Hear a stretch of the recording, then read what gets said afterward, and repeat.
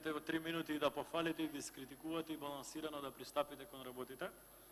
Јас сакав само да предучам дека ние имаме малте не неискреност од владата, малте не, да не употребам полош збор, која што дојде на власт ветувајќи концепт на јакнење на јавното здравство, а се што прави е депозиционирање на јавното здравство, посебно на средствата од јавното здравство, кон приватното здравство. Зошто тоа го прави, веројатно ќе дознаеме наскоро. Без при тоа да стимулира трансфер на можноста на граѓаните и приватно здравствено да се осигура.